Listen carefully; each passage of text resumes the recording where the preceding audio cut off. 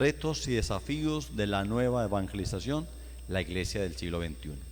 En el mundo posmoderno han aparecido unos fenómenos que han provocado una crisis entre la fe y la vida, entre la ciencia y la religión, entre el desarrollo y la espiritualidad.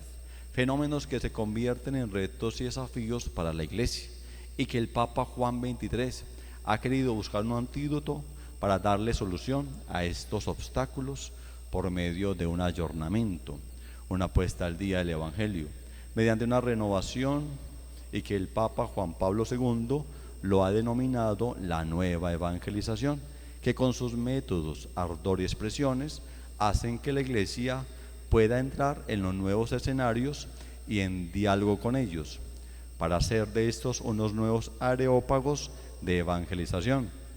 Ellos son la globalización, la secularización, el capitalismo, la nomofobia, la cibercultura, el relativismo, el pluralismo, el homo numericus, la mass media y la ciencia.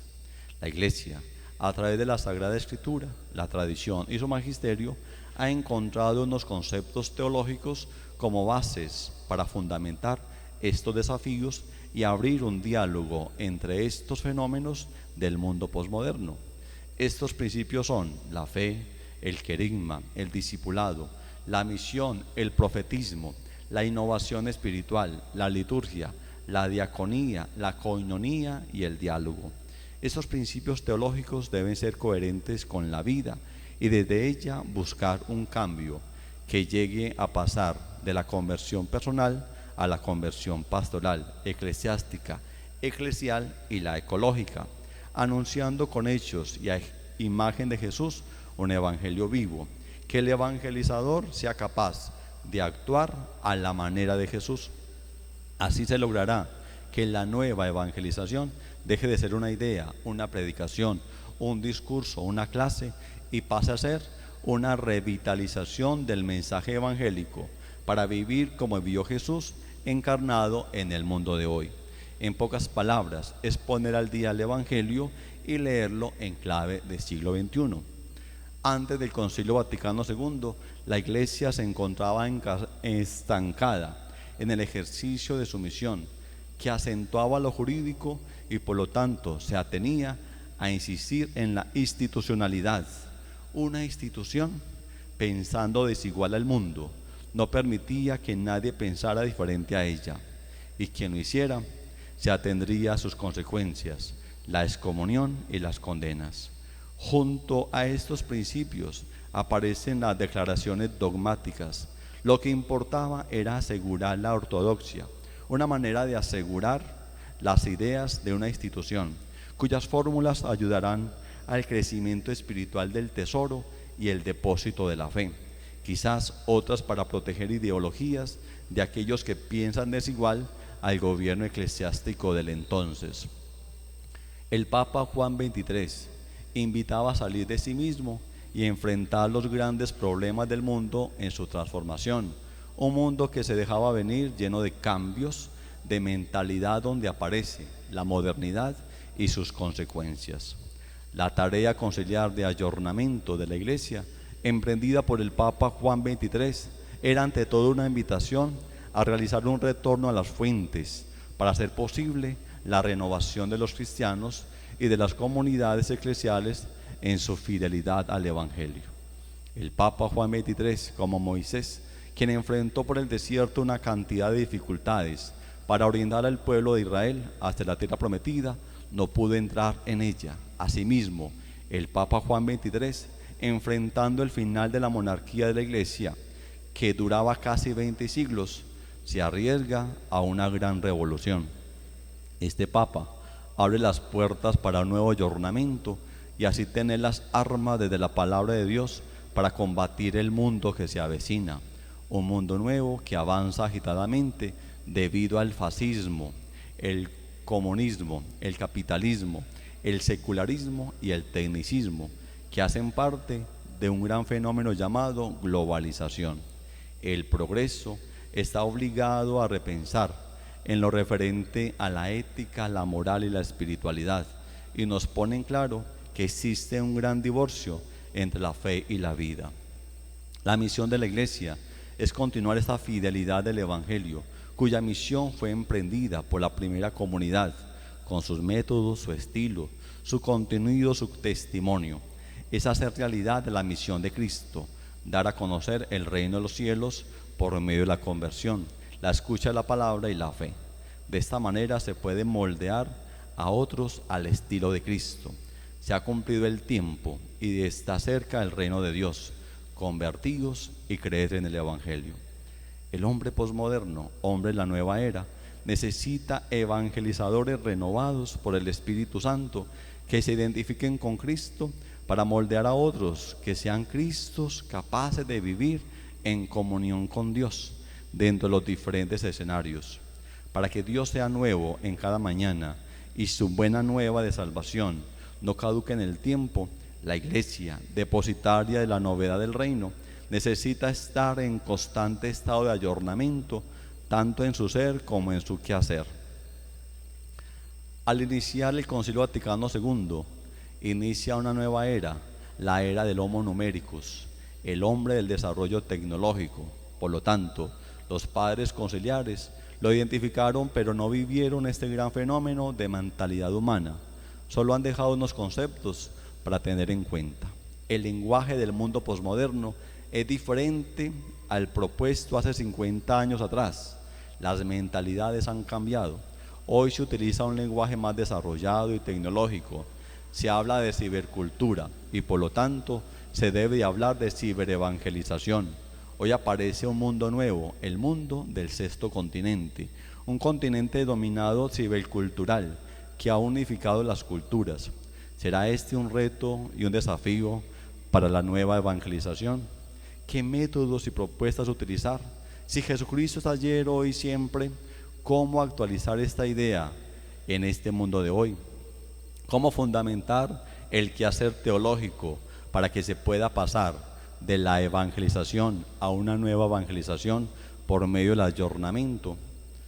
Con el Papa Juan Pablo II aparece el término nueva evangelización como sinónimo de un verdadero ayornamiento para que la misión que se ha trazado el Concilio Vaticano II pueda empezar su trabajo pastoral en la Iglesia y así tener las herramientas para enfrentar los retos y desafíos que se le avecinan. La nueva evangelización es el fruto maduro del mensaje proclamado en el Concilio Vaticano II. Uno de los grandes fenómenos del mundo actual es la globalización. El Consejo Episcopal Latinoamericano acierta también en descubrir este fenómeno de la globalización como un reto y desafío para la Iglesia, cuyos principios son buenos o malos según lo que se haga de esta realidad que no se podrá desconocer. La secularización es un reto para la Iglesia. La secularización es uno de los más grandes desafíos de la Iglesia de Occidente y hoy de la Iglesia Universal. Los romanos emplean esta palabra en los primeros siglos del cristianismo para denominar una generación caracterizada por el pecado y el sufrimiento. Por lo tanto, el mundo necesita de redención. Hoy la secularización se volvió un secularismo, donde el hombre es el centro de la humanidad y se ha desplazado a Dios. Esto conlleva a que el ser humano en el siglo XXI, el siglo de la revolución tecnológica, vaya de nuevo a crear un vacío espiritual, volver a los huesos secos. Tomará unos pocos años para que el ser humano sienta esta necesidad de revestir esos huesos secos y llenarlos de espíritu. Uno de los fenómenos que aparece en la metamorfosis de la humanidad es el del capitalismo, como respuesta al crecimiento de las demandas y ofertas del mercado, ya no producido por un gobierno feudal, sino regido por la misma persona. Ese aparece en el siglo XVII en Inglaterra, finalizado el dominio del feudalismo. La Iglesia no pertenece a ningún sistema económico, socialismo, comunismo, capitalismo. Cristo ha hecho de su Iglesia un medio de salvación. Es la escuela donde todo bautizado alcanza la sabiduría y el conocimiento de Dios. Es desde este punto de vista que ni Cristo ni el magisterio de la Iglesia propone modelos de economía. De lo contrario, ella es competente para pronunciarse sobre los diversos regímenes económicos en los que sus fieles conviven. Otro de los fenómenos que ha aparecido en este mundo actual es la nomofobia, que es la respuesta al exceso de tecnología y redes sociales. Es una patología al miedo de vivir desconectados al sistema y las redes sociales. Esto crea una gran dependencia hasta el punto de sufrir delirio de movimiento y esquizofrenia. Las tecnologías, como dice el Concilio Vaticano II, deben estar puestas al servicio de la humanidad y no la humanidad al servicio de las tecnologías. Toda nueva evangelización implica una crisis. Toda crisis debe ser un desafío y un reto. Ese reto y ese desafío de lo real hay que buscarlo, hallarlo, hay que rastrearlo. ¿Qué será? Son los resultados del hombre de la cuarta edad o del hombre técnico evolutivo, el Homo numericus, después del Homo habilis y el Homo sapiens. Pues este mundo real tecnológico, Homo numericus, son respuestas del fenómeno de la economía como producto subjetivo manipulable al objetivo. Pues es la misma fuerza de esta realidad económica influyente que está afectando unas realidades culturales e importantes de la realidad social. De ahí el fenómeno del poder político. Hoy hay un mundo para conocer y evangelizar. Es el mundo de la cibercultura, como respuesta a todo lo referente a la civilización de las tecnologías, el internet, la mass media, las TICs. Todo este avance cultural será uno de los desafíos de la Iglesia. Para que la Iglesia siga el propósito de su fundador, que es conducir a la persona hacia la salvación por medio de la evangelización, debe ir dialogando con lo que el mundo globalizado va presentando. La cibercultura es un continente más que la Iglesia debe de evangelizar. Es una de las grandes transformaciones de la tecnología que va unificándose cada día más. Se pierde el humanismo y se cae en el tecnicismo. Ya no es una comunicación por medio de los sentidos, sino a través de la robótica. La cibercultura es una nueva cultura de Internet donde las comunicaciones introducen diferentes sistemas sociales, económicos, publicitarios, comunicacionales, políticos y espirituales. Es un gran paradigma de la revolución tecnológica. Abrirse a los nuevos tiempos con sus nuevos retos y desafíos implica más que una pretensión académica, una fundamentación teológica que dé cuenta del modo como la evangelización no debe quedarse solamente en un impulso pastoral, sino que requiere beber de la fuente de la teología para explicarse a sí misma y darse a entender. Ya el Concilio Vaticano II, en la Constitución Pastoral sobre la Iglesia en el mundo actual, pronosticó un profundo cambio histórico. El género humano se halla hoy en un gran periodo nuevo de su historia, caracterizado por cambios profundos y acelerados que progresivamente se extienden al universo entero. Pero este concilio no vivió el cambio de la nueva época que el documento de Medellín plantea como reto pastoral desde el término de conversión pastoral y personal, pasar de una pastoral de conservación a una pastoral transformadora, con énfasis en la evangelización.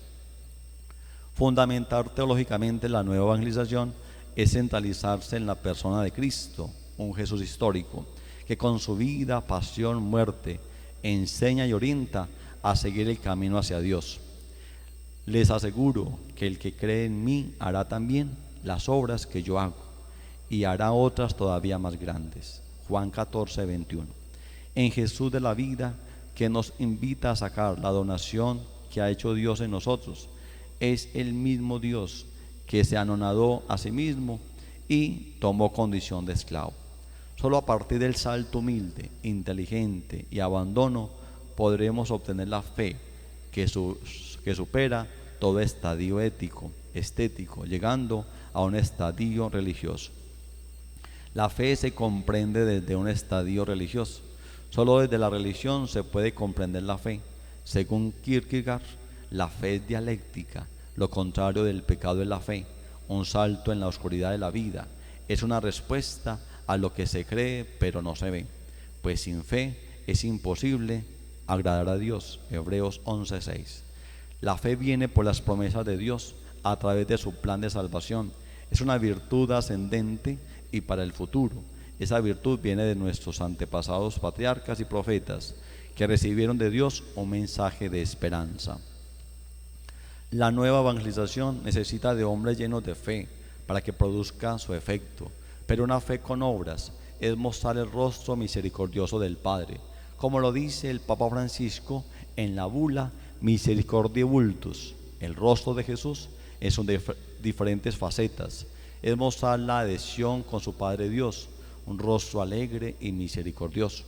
Esto es nueva evangelización. De ahí que la primera condición para que la nueva evangelización inicie su trabajo es la virtud teologal de la fe. Es de gran importancia estudiar, escudriñar las Sagradas Escrituras, afianzar en conocimientos teológicos. Ustedes estudian las Escrituras con mucho cuidado, porque esperan encontrar en ellas la vida eterna. Sin embargo, aunque las Escrituras dan testimonio de mí, ustedes no quieren venir a mí para tener esa vida. Juan 5:39. La primera tarea de un cristiano después de conocer a Cristo y encontrarse con Él es que sea misionero, con una proyección de misión permanente. Jesús invita a todos a participar en su misión, que nadie se quede de brazos cruzados. Ser misionero es ser anunciador de Jesucristo con creatividad y audacia en todos los lugares donde el Evangelio no ha sido suficientemente anunciado o acogido, en especial en los ambientes difíciles y olvidados y más allá de nuestras fronteras. Ninguna comunidad puede excusarse de entrar decididamente con todas sus fuerzas en los procesos constantes de renovación misionera y de abandonar las estructuras caducas que ya no favorezcan la transmisión de la fe. Esto de hacer misión nos hace más cristianos y más comprometidos con el anuncio de la buena nueva, pero este anuncio no es un anuncio ideológico que se conserva en el mundo de las ideas. Es mucho más práctico, en un lugar, espacio, tiempo, lo más indicado que sea una parroquia bien administrada pastoral y sacramentalmente. Hacemos que todos ellos logren el pedido del fundador, llevar el mensaje de salvación a todas partes, pues es la parroquia un lugar de proyección para la nueva evangelización. La parroquia la conformamos todos, de ella se recibe una educación en la fe, en ella se celebran los sacramentos, se conoce y se comunica la palabra de Dios. En la parroquia, como bautizados, se puede participar de los distintos compromisos y tareas para las cuales estamos capacitados. Ella es una comunidad fraterna en Cristo, convocada por la palabra de Dios, animada por el Espíritu Santo, consagrada por el bautismo, constituida por la Eucaristía. Es una comunidad donde se anuncia la palabra de Dios, se celebran los sacramentos, se expresa la fe, la esperanza y el amor. El profeta del siglo XXI está llamado a identificar los signos de los tiempos y a interpretarlos a la luz de la palabra de Dios. Ellos son los nuevos misioneros de la globalización, capaz de saber leer el mundo posmoderno y entrar en diálogo con él, como Jesús, brindar un espacio para levantar al caído, pues su autoridad está en dar vida y ser luz en medio de la oscuridad. El profeta del siglo XXI da razón de su fe por medio de su testimonio de vida, opta por dar vida y esperanza en un mundo sin esperanza. Los profetas eran la esperanza del pueblo de Israel. Hoy somos nosotros los eclesiásticos la esperanza de la iglesia. El Concilio Vaticano II, en la Lumen Gentium, nos da a conocer una iglesia como misterio de comunión, porque ella misma es un sacramento que nos une a Dios con la humanidad. La comunión es otro reto de la nueva evangelización. En esta reflexión de comunión se habla acerca de una comunión como testimonio del amor extremo, aquel mismo amor de la primera era cristiana que se fortalecía y enfrentaba sus crisis, porque su unión y su comunión era la misma fuerza de la suma verdad entre el Padre, el Hijo y el Espíritu Santo, una fuerza de coinonía. La coinonía debe iniciar al interior de la iglesia para revitalizar el mensaje evangélico, para que todos sean uno, como tú, oh Padre, estás en mí y yo en ti, que también ellos estén en nosotros, para que el mundo crea que tú me enviaste. Juan 17:21. La comunión eclesiástica debe ser comunión universal, creando vínculos con los laicos, porque ellos también participan de esa misma coinonía por medio de su bautismo. La actualización y la calidad son también retos del evangelizador y de la evangelización. En este mundo de la era posmoderna, actualizarse significa vivir en un constante cambio de paradigmas, agradando al ser humano y al mundo en lo referente a las TICs o a la más media. Hoy queremos lo mejor a menor tiempo y en calidad. Se está sumergido en un cambio al extremo, y si el mundo cambia, ¿cómo hacemos para que el mensaje de la salvación esté dentro de este ambiente? ¿Cómo podemos actualizar el Evangelio hoy? La pregunta más extrema: ¿cómo podemos pasar de la evangelización a la nueva evangelización? Para no seguir con lo mismo, vivimos como si no encantáramos, evangelizamos sin pasión. Se requiere una llave para que siga fluyendo la evangelización y pase a una nueva evangelización, y es la conversión tanto personal, pastoral, ecológica y eclesiástica. El objetivo de Dios es liberación y salvación. Esto se da a partir de un encuentro, de una fusión entre lo antropológico y lo teológico. Es desde una teofanía que se da una liberación, el amor de Dios que viene a nuestro encuentro y el amor de nosotros que lo buscamos. Ese punto final es el que nos ayuda a estar en plena liberación. La conversión viene del amor, el amor nos lleva a la liberación.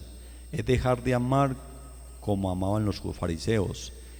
Jesús les contestó: bien habló el profeta Isaías acerca de los hipócritas que son ustedes, cuando escribió: este pueblo me honra con la boca, pero su corazón está lejos de mí.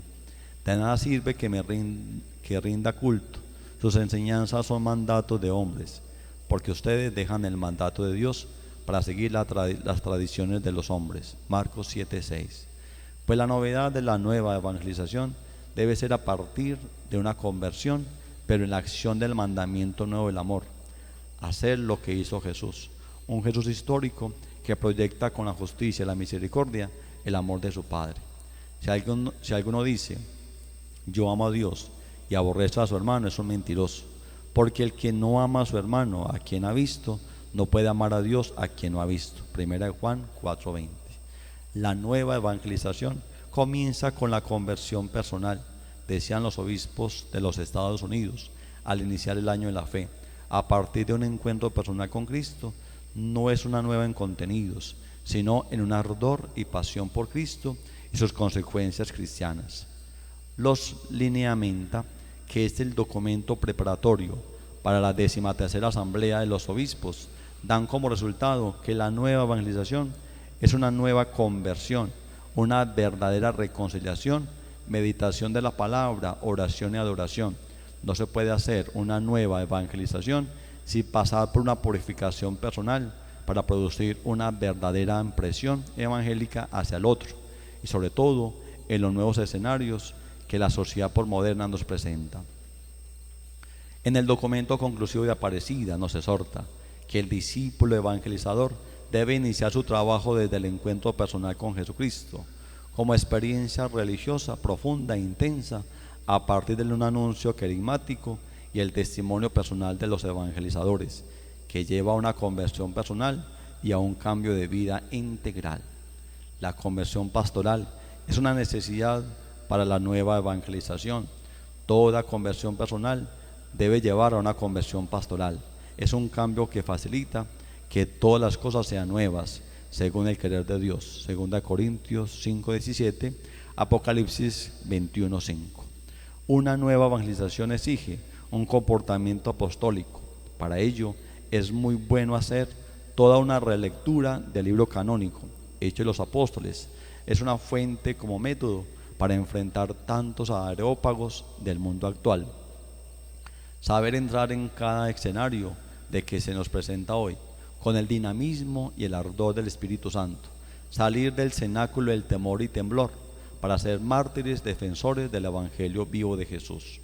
Lo que pretende la conversión pastoral es poder abrir la llave para que siga fluyendo el agua de la salvación, y de este modo la nueva evangelización es la fuerza que se requiere para que continúe la evangelización propuesta por Jesús, anunciada por los apóstoles y testimoniada por los santos. Debe salir de mentes legalistas y burocráticas para meternos en la mente y en el corazón de Jesús, pues el quehacer de la iglesia no se puede salir del objetivo de su fundador: pensar como pensó Jesús, amar como amó Jesús, soñar como soñó Jesús. El Papa Francisco, en la Laudato Si, nos invita a una conversión ecológica que nos ayude a proteger la casa en común, el interés de ver a Dios en las cosas de la naturaleza. La nueva evangelización tiene que hacer creíble la asistencia de Dios por medio de la naturaleza y su cuidado. Si viendo la naturaleza no conozco a Dios, soy un necio. Romanos capítulo 1, 20. Sabiduría 13:1. El mundo posmoderno, con su comportamiento y su transformación, le está exigiendo a la iglesia un cambio. La iglesia no puede ser un fenómeno más de un mundo que se asfixia en el sinsentido humano y espiritual. El mundo necesita estar bebiendo de una fuente que le calme la sed de Dios, pues si la iglesia quiere ser esa fuente, ella debe purificarse. No hay otra fuente para beber a Dios que la iglesia. Es ella quien ha fundado Cristo para que el mundo tenga el manantial para calmar su sed.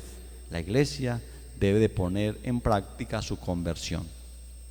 Decía el Papa Francisco en la misma audiencia plenaria del Dicasterio para la Nueva Evangelización, que se necesita el oxígeno del Evangelio, el soplo del Espíritu de Cristo resucitado, que vuelva a encender los corazones. Si tomamos todas las palabras del Magisterio, desde el Papa Juan XXIII hasta el Papa Francisco, daría como resultado una conversión personal, pastoral, ecológica, eclesial y eclesiástica. Esto es lo que se llama nueva evangelización. La nueva evangelización debe tener en cuenta el texto del discurso ad Diogneto, un escrito del finales del siglo II, que responde a la vida y el comportamiento de los cristianos con Cristo, y como nosotros los cristianos debemos tener una postura en el mundo de hoy. Es una de las obras más significativas dentro del mundo apologético. Los cristianos no se distinguen de los demás hombres ni por su tierra, ni por su lengua, ni por sus costumbres. En efecto, en lugar alguno establece ciudades exclusivas suyas, ni usan lengua alguna extraña, ni vive un género de vida singular.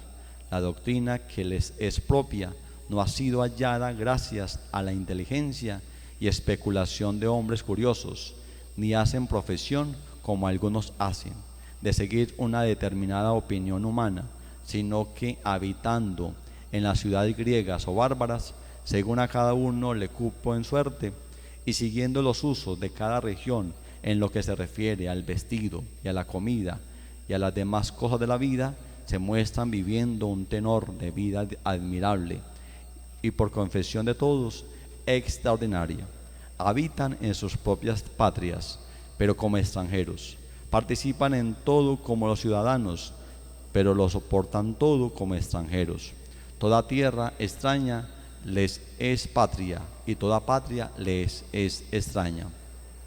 Se casan como todos y engendran hijos, pero no abandonan a los nacidos. Ponen mesa común, pero no lecho.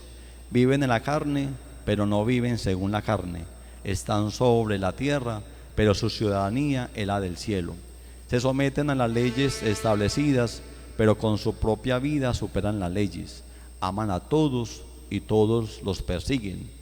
Se los desconoce y con todo se los condena. Son llevados a la muerte y con ello reciben la vida. Son pobres y enriquecen a muchos. Les falta todo, pero les sobra todo. Son deshonrados, pero se glorían en la misma deshonra. Son calumniados y ellos son justificados. Se los insulta y ellos bendicen. Se los injurian y ellos dan honor. Hacen el bien y son castigados como malvados. Ante la pena de muerte se alegran como si les dieran la vida. Los judíos les declaran guerra como a extranjeros y los griegos les persiguen. Pero los mismos que le odian no pueden decir los motivos de su odio.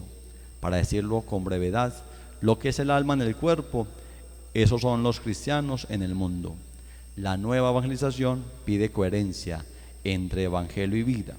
La novedad está en que la Iglesia tiene que infundir en las venas de la humanidad actual, de esta humanidad nueva, la virtud perenne, vital y divina del Evangelio. Es volver a leer el Evangelio en clave del siglo XXI. Cada nueva generación de creyentes y no creyentes necesita que le presente la fe de siempre, de una manera nueva. Es decir, necesita una nueva evangelización.